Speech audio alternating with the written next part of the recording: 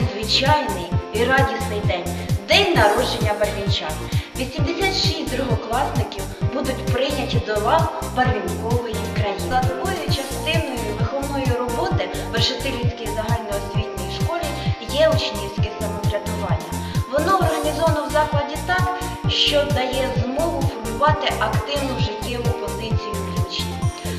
Барвінкова країна є супутником районного молодіжного об'єднання «Шторм», яке було засноване в 2009 році. Керівним органом Барвінкової країни є Рада справ. До Ради справ входять командири загонів. Відповідно до орієнтирів виховання учнів перших 11 класів загальноосвітніх навчальних закладів, напрямки Барвінкової країни слідуючі.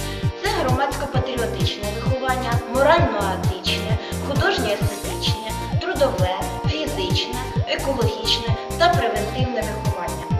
Спільно із Радою справ ми розробляємо план заходів на тиждень. Наприклад, як тижня безпеки руху, Барвінковий тиждень, тиждень дружби та добра, тиждень пам'яті, тиждень миру, тиждень «Країна вишнева моя Україна» та інших тижнів. Традиційно в кінці навчального року ми проводимо творчий звіт, на якому підводимо підсумки роботи за... Доброго дня усім! Усім привіт! Ми хочемо вам розповісти, що в нашій школі є Барвінкова країна. Щоб стати барвінчанком, потрібно вивчити правила барвінчан, а ще бути вихованим, а ще бути активними у житті школи. Чекав дня, коли мене приймуть у барвінчан. Це станеться сьогодні, ми готуємося до свята, але трішки хвилюємося.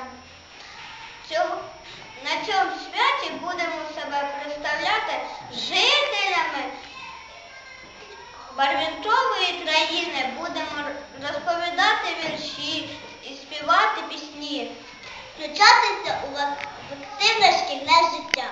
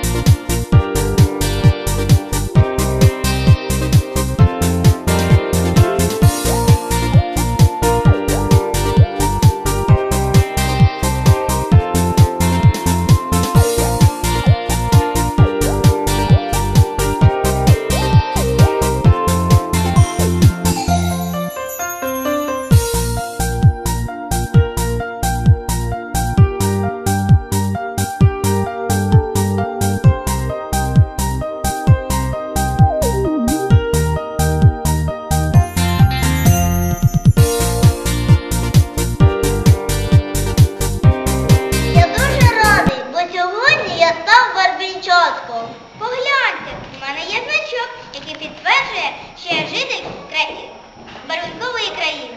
Я розумію, що це відповідальність. Я відповідаю не тільки за себе, а за свій клас і за свою школу. Ми теж стали жителями Барвінкової країни. Я розумію, що треба бути старанним та наполегливим. А ще допомагати організовувати різні справи, акції, брати участь у проектах.